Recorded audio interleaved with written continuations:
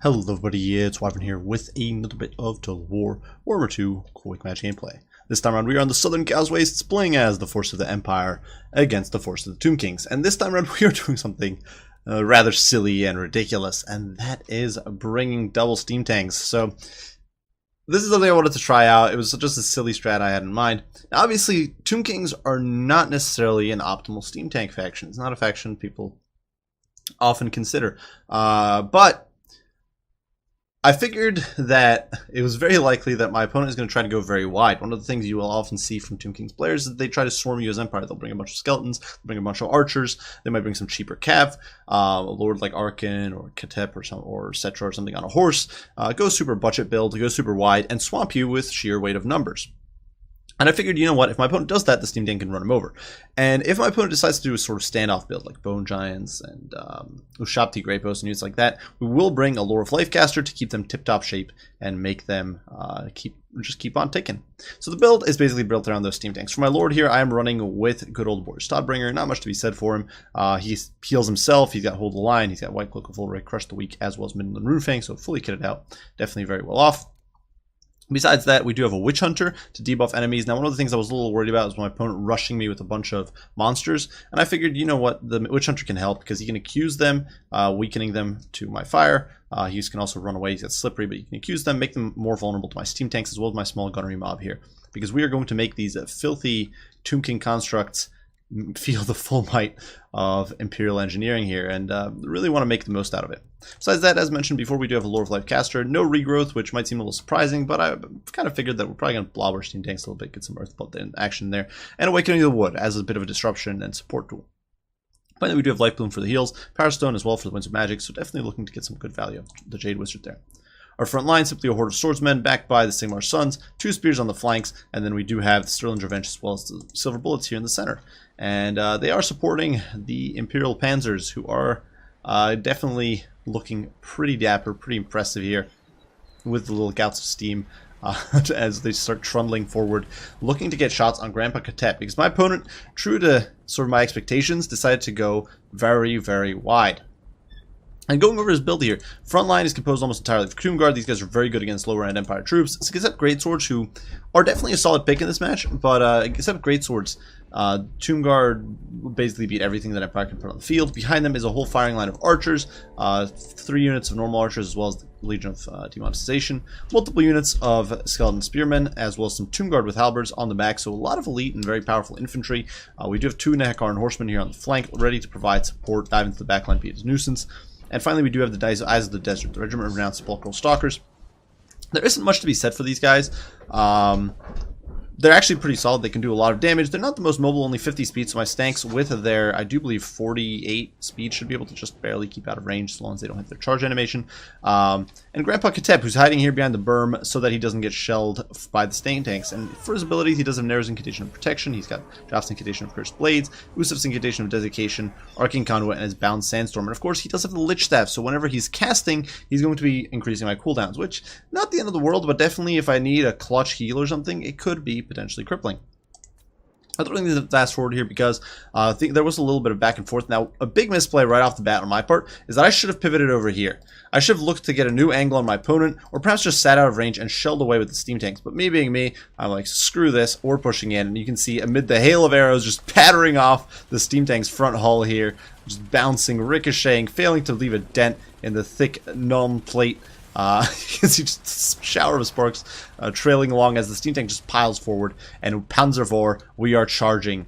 And Boris Stodbringer here is going to dive into these Skelly Archers, immediately knocking out 5 models. In behind him, we do have the steam tank charging through. We're going right for the Legion of Demonetization, which is a huge threat here.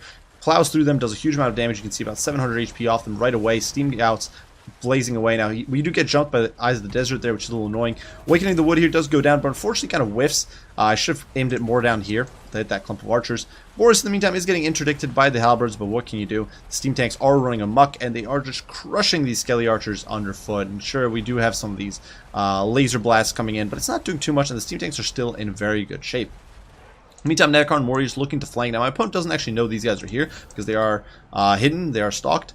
You can see the first wave of the Realm of Souls is going off as the steam tanks are just grinding through. Now, certainly the Eyes of the Desert can beat up on steam tanks. I'm pretty sure they could probably take on both these steam tanks if I was an honest person and fought them in a straight up fight. But of course, there's no way in hell I'm doing that. I'm simply going to shift and keep running away like a wuss. In the meantime, Boris is taking advantage of the distraction to dive in on the archers, shutting them down and doing huge amounts of work there. Unfortunately, throughout much of this match, there was a lot of lag spikes. My opponent perhaps not playing on the best internet, or perhaps there was just bad connection, perhaps a bit further out. But so occasionally there were some oddball things happening. Can't see Awakening of the Wood there does go down, nuking these poor skeleton archers, removing them from play. So that was finally a nice awakening there. Hurts those skeleton spears as well. In the meantime, the stanks just keep running, and despite Usef's education going down, it doesn't really mean much on the stanks because most of their damage comes from their crushing ability as well as from their charge bonus. So the fact that we're losing out on some melee attack and much less defense, these guys only have 10 baseline, is practically irrelevant. And already these steam tanks up to 50 and 78 kills, showing their prowess as they just drive around and shifting over to deal with these archers. My opponent's just not able to stop the steam tank rush. They're just crunching through everything in their path and doing a huge amount of damage. That said, my front line is practically gone now. The Silver Bullets as well as Sterling's Revenge are trying to pivot to engage the Necron Horsemen, who in turn are being pursued by the Spears as well as the Jade Wizard. As my opponents buckled my front line, the Tomb Guard finally did win out, and so now things are looking a little grim. Spearmen being thrust into the fray, just looking to bog my opponent, buy me some time. Sigmar Sons here doing their very best, but they're not going to be able to hold out against 2 Tomb Guard. Boris, though, going in for the Alpha Strike, starting to dive in on Ketep, who promptly jukes around and escapes. Unfortunately, Boris is taking a bit of a pounding, and he's not really racking up the kill counts the steam tanks are. These guys 72, 92 kills, just running amok, and I was really trying to crush these archers underfoot, get rid of them, because I knew that once the archers were gone and once the Sepulchral Stalkers were gone, things were going to look a lot better for us. Unfortunately, though, my opponent does get his Ushabti summoned down, which is going to be very annoying because that is a lot of mass. Now, certainly not; these guys are not good against steam tanks in a straight-up damage sense. Yeah, they've got AP. The melee attack isn't great, but steam tanks don't have good melee defense. Sure. But the steam tanks, of course, just have a lot of HP, and these guys don't hit all that hard. So in the meantime, though, the Necron Horsemen did get into the back line here. There was a bit of a lag spike, so I wasn't quite able to intercept these Necron Horsemen, especially, which is a little bit frustrating. In the meantime, you can see over here, the Necron Horsemen are dispatching my Silver Bullets pretty effectively, doing a lot of damage. Necron Horsemen hit like trucks. They've got 38 weapon strength, which is pretty monstrous. Swords are pushing in here, with these spears over here intercepted the Necron Horsemen, so definitely some good stuff, but unfortunately not ideal. Over here, the Sterling's Revenge also doing quite a bit of work, just bogging down these Tomb Guard, buying me time with their lives. I did get a bit of a cast of Awakening to Wood there, doing some damage, which is definitely nifty. But not as much as I had hoped. In the meantime, the Stanks are having a horrible time of it, in fact. Finally getting intercepted, pincered between the Ushabti coming from this bottom, as well as the Eyes of the Desert coming in from the top. These guys are getting sandwiched in, and they're starting to take some damage. It's adding up relatively quickly. I do actually push the Witch Hunter forward, trying to provide some support, trying to provide some fire. I'm trying to plow past the Ushabti, but it's just not happening. You can see how much damage is being done here in such quick succession to the steam tank. And it's exhausted as well, which is another problem. These guys are only diminished. My opponent's troops are in much better shape than mine, and because of that, they're able to stay on top of my steam tank much more effectively, as it finally does break free and pushings onward to sort of rejoin with its comrades over here. And here in the pits, things are going south in brutal fashion. Tomb Guard halberds plowing into my swordsmen, crushing them underfoot. Sterling's Revenge here, fleeing for dear life, trying to escape the Tomb Guard as spears take over. So definitely some annoying stuff. Awakening the Wood going down and doing, once again, a bit of damage from disruption as the steam tanks roll through and just keep tanking. Unfortunately, this steam tank over here not quite able to escape, starts taking massive amounts of hurt, and last second it does actually push through there. The Tomb Guard halberds actually sort of blocking and slowing down these pursuing Sepulchral Stalkers. And in the meantime, Boris is opportunistically chasing Ketep, and my opponent is forced to pull away to save his grandpa. Because of that, the steam tank is able to escape on a measly 220 HP, but unfortunately the Jade Wizard now routs, so I was hoping to get a big old heal here. I previously wasted some Winds of Magic on a missed Earth's Blood as well as a missed Awakening of the Wood because the lag spikes, and now I was desperately trying to get one good heal off, and it's not happening because the steam tanks, well, the life was routed. That says steam tank up to 128 kills over here. This bad boy up to 106. Cannonballs firing as we pull up to the standstill at all these spearmen all the way out here who are pursuing my own spears. So some pretty funny stuff there. In the meantime, the Jade Wizard is going to escape. He's horse mounted, so he'll be able to rally. And over here, the Free Company Militia unloading point blank on the halberds as the steam tank crunches through. And of course, the fact that crumbling doesn't really do much means that these guys are still going to hold out for quite a while.